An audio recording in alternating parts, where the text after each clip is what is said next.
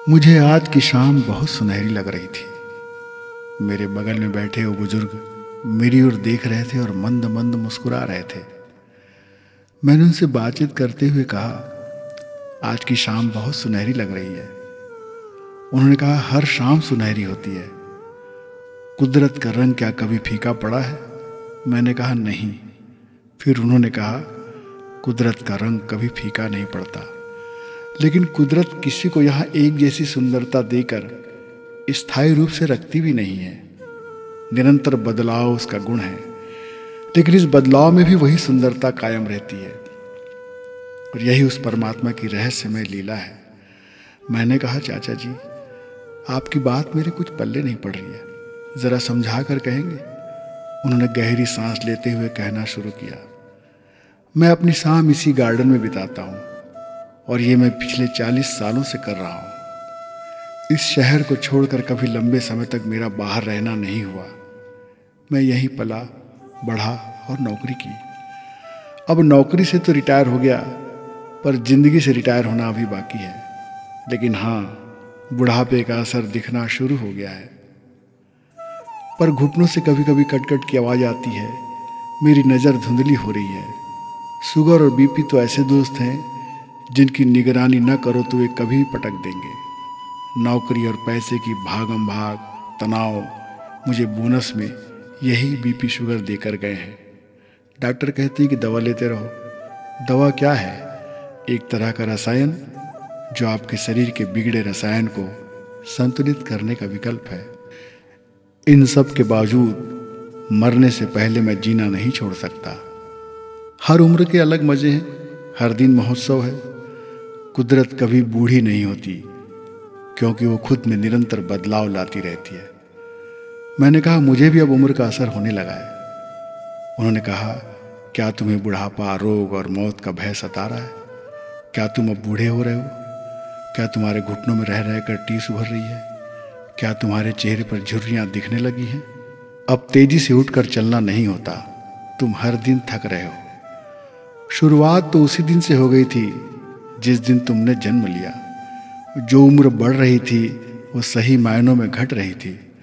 तुम दिनों दिन बड़े होने का जश्न मना रहे थे। नए नए रंग, स्वाद, स्पर्श और हसीन नज़ारों का मजा ले रहे थे। पर तुम बढ़ तो रहे थे, लेकिन सही मायनों में घट रहे थे। सोचो, यदि तुम बढ़ रहे हो तो हर दिन आनंद भी बढ़ना चाहिए, पर हो रहा है इसके ठीक उल्टे। मैंने कहा कि आप बिल्कुल सही कह रहे हैं। उन्होंने कहा कि अब तुम्हारी चिंताएं बढ़ने लगी हैं। यदि तुम विकास कर रहे हो तो फिर चिंता किस बात की? पहले कोई शारीरिक कष्ट होता था तो बहुत चिंता नहीं होती थी, पर अब अगर होती है तो किसी असाध्य रोग हो जाने की चिंता सताने लगती है। रोग होगा तो शरीर कमज़ोर होगा और फिर एक दिन खत्म हो जाएगा। मतलब दरवाजे पर मौत नाच रही है। दूसरों को कंधे पर ढोते तुमने बहुत बार शमशान यात्रा की है। अब खुद किन्हीं और के कंधों पर सवार होने की नौबत आ रही है। जितनी ममता होगी उतना देह का अभिमान होगा, उतनी तकलीफ की अनुभूति होगी। तुम्हारी तकलीफ से किसी को क्या मतलब? लोग कुछ देर तक ममता के आंसू बहाकर बाहर आ जाएंगे, अपनी कीमती सलाह देंगे और फिर से अपनी दुनिया में मस्त हो जाएंगे। धीरे धीरे तुम्हारे बिना उन्हें रहने की आदत हो जाएगी। जिन्हें बुढ़ापा, रोग नहीं लगा है, वे इस दुनिया की रंगीनियों में मुग्ध हैं, वे मदहोश हैं। अब उन्हें इस अंजाम से कौन बचाए? जरा सोचो, क्या तुम्हारी यात्रा सही दिशा में है? यदि बुढ़ापे का, रोग का और मौत का भय तुमसे दूर है तो तुमने सही राह पकड़ी है। हर दिन यदि डर के साथ हो तो इस बुरे सपने से बाहर आ जाओ। जाग जाओ। जाग जाने से भय नहीं सताता। सुबह की लालिमा का स्वागत करो। चहचहाती चिड़ियाँ, गुंजार करते भंवरे, मुस्कान बिखेरती कलियाँ और खिले हुए फूल, बहती हवा, खुला आकाश, ये सब परमात्मा का आशीर्वाद है। मस्त हो जाओ, भूल जाओ पुराने गिले शिकवे। सबसे मिलकर उन्हें धन्यवाद दो जो अब तक तुम्हारे साथ हैं। एक गीत के बोल हैं, उतना ही उपकार समझ कोई जितना साथ निभाए, संग न कोई मरे। जब इस तरह से ज़िंदगी को देखोगे तब हर शाम सुनहरी लगेगी मेरे बच्चे।